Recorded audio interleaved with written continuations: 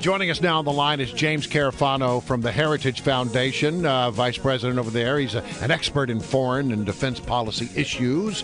How are you, James? Yeah, great to be with you. It's always a pleasure to have you on the show. Okay, so the president tonight, I'm just guessing that he's going to not come out and say that we've won the war against Islamic radical terrorism.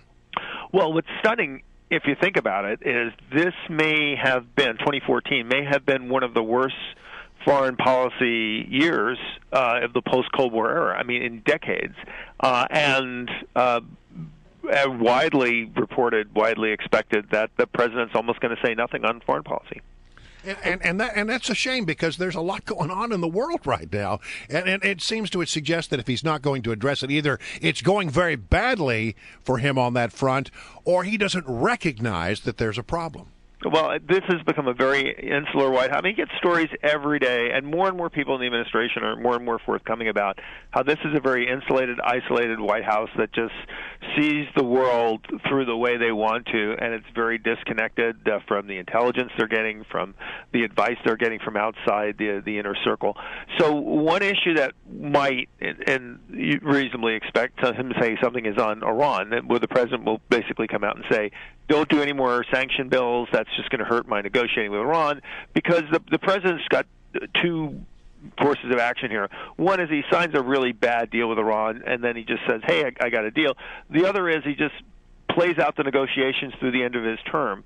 But what he doesn't want to do is just have the negotiations fail, because he started them, and so he'd rather leave it unresolved than just admit that it's not working and try a different course of action. James Carafano, you just said that this could possibly be one of the worst years in foreign policy and national security since the end of the Cold War, which is a remarkable statement. Can you unpack that a little bit for us and just remind everyone how different the world is and America's standing in the world is right now versus just 1 year ago? Oh, holy mackerel. Western Europe, we could pivot away from Eastern Europe because it was peaceful and quiet, and yet we have a lingering land grab from Russia going on in the Ukraine.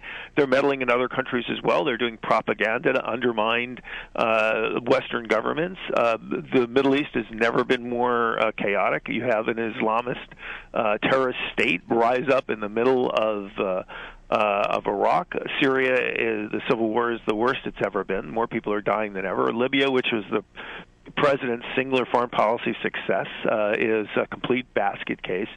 You've got terrorism metastasizing throughout North Africa and West Africa, and if you shift over to Asia, you have the president trumpeting a deal with China on climate change, which everybody just laughs at on his face, because the U.S. and China actually have no cooperative agreements and everything. And then we cap the year with North Korea, which is the world's worst and most dangerous pariah state, who had been quiet all year, basically threatening to attack the United States. Well, that's quite a laundry. Well, and by the way, attacking one of our major corporations through a cyber attack. Yeah, and I left out Latin America. I mean, and the southern border. So it was a horrible year, and 2015 could well eclipse that. And of course, and we didn't mention Israel and the Gaza war either. So right. Look, there's no foreign policy front where the president hasn't lost ground. Even with Canada, our closest ally, the Canadians are just apoplectic with the president over the Keystone Pipeline. So every front does not look happy. But except for Cuba, we're hugging dictators. And that's exactly what I was going to say. But we're going to hear a lot about the need to normalize relations with Cuba. Yeah, so the president's going to kind of cherry pick. He's going to say, hey, give the Iran negotiations more time. The Cuba thing, give that more time. He's going to have in the gallery the American that was released from Cuba there. But he may say something on cybersecurity, because he's put out some statements on that. But the cybersecurity stuff, it's just as awful. It sounds okay at the surface, but when you dig beneath it, the president's cybersecurity proposals are just as bad as they were, a couple of years ago. So nothing's really changed on that front. Of course, the key issues that everybody wants to talk about, which is, what's the way forward in Iraq? What's the way forward in Afghanistan? Where if he says anything, it's just, stay the course. What do we do about defense spending, which is still under sequester? All the chiefs and the chairman and the national security leaders in both parties in both houses come out and say, look, we can't run a defense department like this for 5 more years. We got to stop doing this. Nobody really expects the president to say a lot on that, although we know that the president's budget proposal for defense is going to be over the sequester caps, but here's the kicker. Every budget by every federal agency that the president proposes likely going to be over the sequester caps. So let me ask you this, James Carafano, because Joni Ernst, the freshman senator, freshman is putting it mildly, she's been a senator for 17 days now, I believe. She is tasked with the Republican response. Not the first person you would think of, with all due respect, despite the fact that she is a combat veteran from the Iraq War. Not the first person you would think of to give a full-throated national security message on behalf of Republicans. What would you like to hear her say tonight? Well, I do think that she should fill in the gaps where the president doesn't talk. Like, he's going to say the economy's fine, which is not true for most of us in the economy.